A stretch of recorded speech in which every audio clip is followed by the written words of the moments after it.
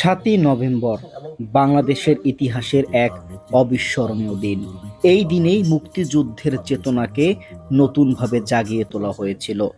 দেশপ্রেম উদ্বুদ্ধ সৈনিক ও সাধারণ মানুষ এক কণ্ঠে উচ্চারণ করেছিলেন, বাংলাদেশের স্বাধীনতা ও সার্বভৌমত্ব রক্ষায় জীবন দেব, পিছু হাঁটব না। শহীদ রাষ্ট্রপতি জিয়াউর রহমান সেই সময় দেশের নেতৃত্বে এসে বাংলাদেশকে নতুন দিক নির্দেশনা দেন। তিনি বিশ্বাস করতেন জাতীয় ঐক্যই দেশের শক্তি।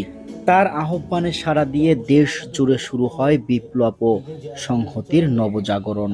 এই মহান দিনের স্মরণে মোরেলগঞ্জ পৌর বিএনপির সাধারণ সম্পাদক আসাদুজ্জামান মিলন আয়োজিত করেছেন আলোকচিত্র প্রদর্শনী। উদ্দেশ্য একটাই, হারানো ইতিহাসকে নতুন প্রজন্মের কাছে তুলে ধরা, যেন তরুণরা জানতে পারে কিভাবে 7ই নভেম্বর বাংলাদেশে প্রতিষ্ঠিত হয়েছিল জাতীয়তাবাদ, ঐক্য ও আত্মমর্যাদার নতুন ধারা। আজকের এই প্রদর্শনী শুধুমাত্র ছবি নয়, এ যেন এক জীবন্ত দলিল, যেখানে কথা বলে ইতিহাস, গেয়ে ওঠে একতার গান।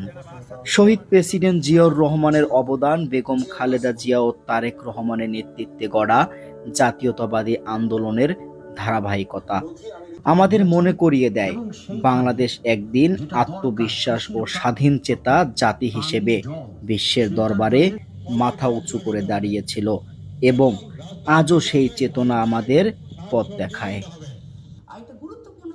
মোরেলগঞ্জ পৌর বিএনপির সুযোগ্য সাধারণ সম্পাদক জনাব আসাদুজ্জামান মিলনের সৌজন্যে এই বরাবরের ন্যায় এটা গত বছরও আমাদের এখানে হয়েছে।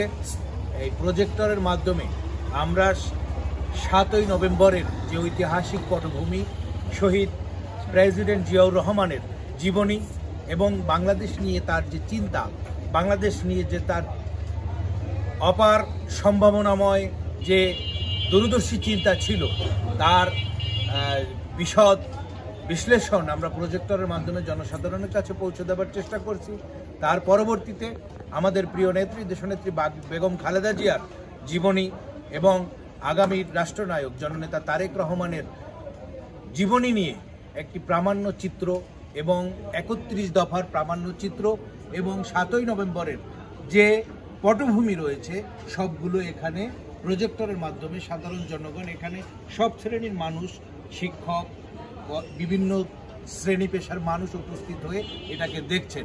কারণ আপনারা জানেন ফ্যাসিস্ট আমলে এই শহীদ জিয়ার ইতিহাস, বাংলাদেশের সঠিক ইতিহাস মানুষকে বোঝানো হয়নি, মানুষকে ভুল বোঝানো হয়েছে, ইতিহাসের ভুল ব্যাখ্যা দেওয়া হয়েছে। আমরা সেখান থেকে বেরিয়ে এসে একটি সত্য এবং ন্যায় ভিত্তিক যে ইতিহাস, যেটা মানুষের জানা দরকার, বাংলাদেশের যে সত্য ইতিহাস, শহীদ জিয়াউর রহমানের বাংলাদেশের জন্য তার যে অবদান, সে অবদানটা তুলে ধরার চেষ্টা করছি। এটার জন্য যে সার্বিক সহযোগিতা করেছে আমাদের সাবেক ছাত্রনেতা ছোট ভাই বাঙালি রাসেল সহ অন্য সাবেক ছাত্রনেতা, যুবনেতা, স্বেচ্ছাসেবক মোহাম্মদ ইকলাস শেখ, মোরেলগঞ্জ, বাগেরহাট।